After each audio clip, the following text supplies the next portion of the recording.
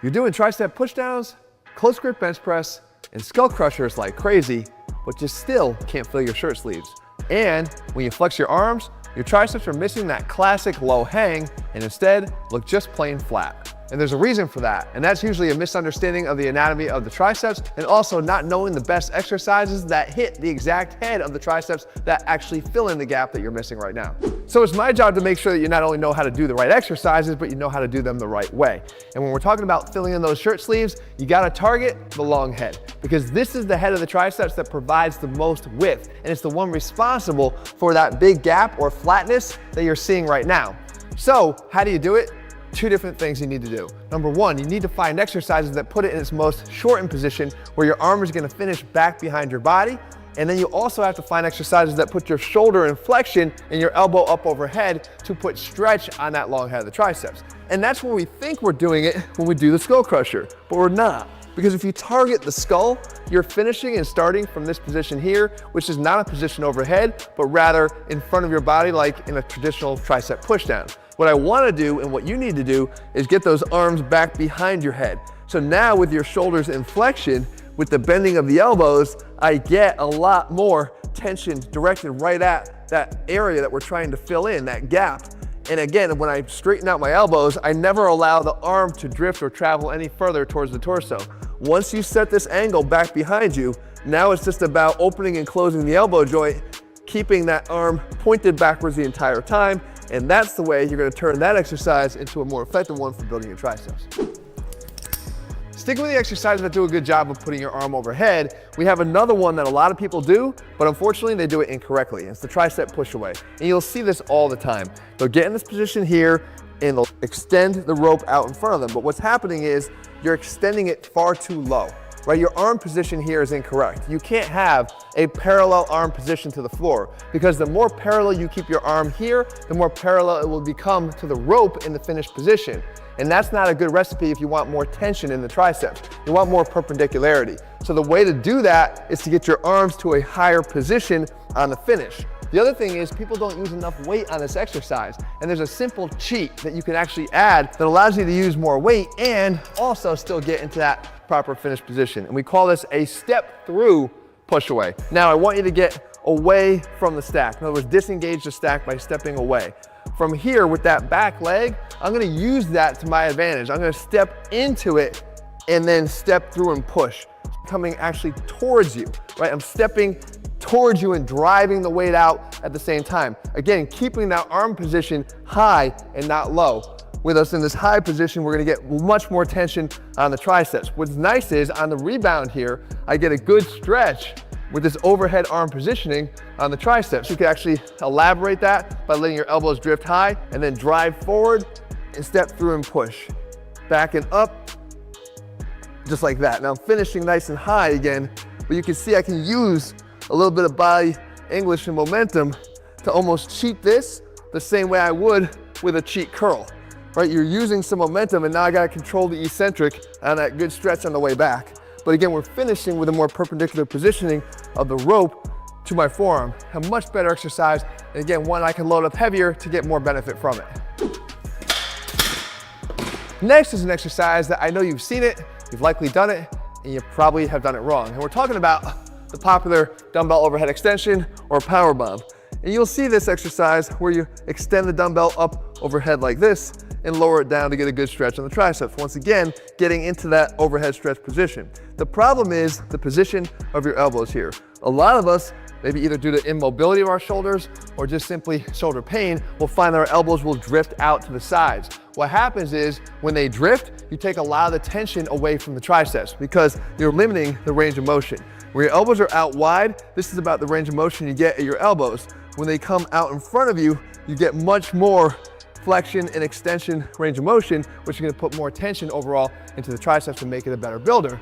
However, how do you do it right? Not this way. Not just sitting on the end of a bench. Instead, you do what I did in the beginning, and that's you prop up the incline bench. Because this actually fixes whatever biomechanical limitations you're inadvertently avoiding at this moment. Because when I do it this way, I still get the same ability to drop the dumbbell back behind my head, get an intense stretch on the triceps, and get that good long range of motion. But look what's happening at the shoulder joint.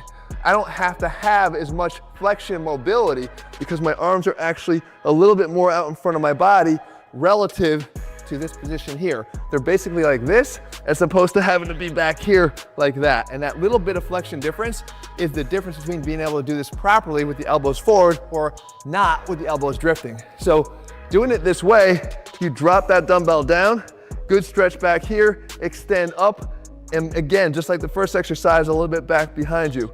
Keep those elbows locked in that position close to the side of your head, and I promise you this exercise becomes one that delivers the gains without the pain.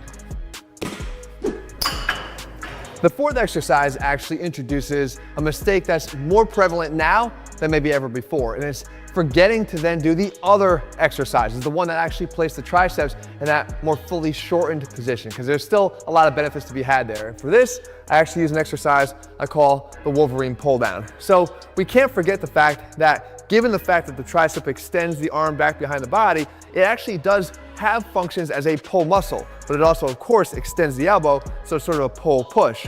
This exercise will do both of those. What you do is you take a hand over hand grip here on the cable machine, and then you pull until your elbows are close here to your body, right? They're tight to your body.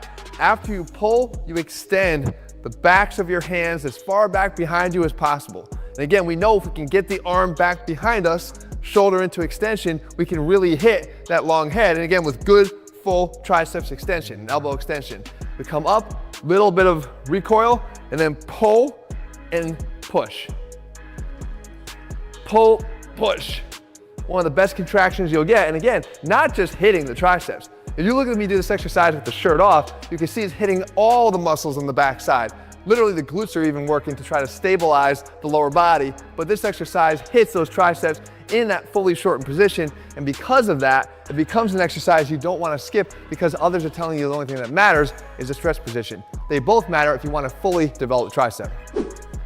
Which brings me to one of the most demonized and diminished exercises that we have in the gym, and it's the good old tricep kickback, but for good reason, because a lot of people will do the exercise like this, and what starts to happen after a few reps is that low back starts to curl under, right? They lose the ability to hold themselves posturally, and as they start to fatigue, that elbow starts to drop lower and lower, so what happens at the end is you're simply extending your elbow and not even against gravity, so the exercise is not very good. However, there's a fix for it. We go right back to the incline bench.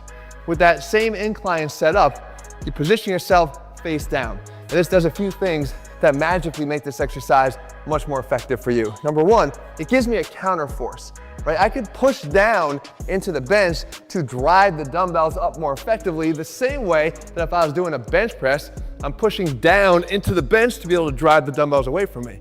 That's the first thing. The second thing, pretty obviously, is it fixes the posture.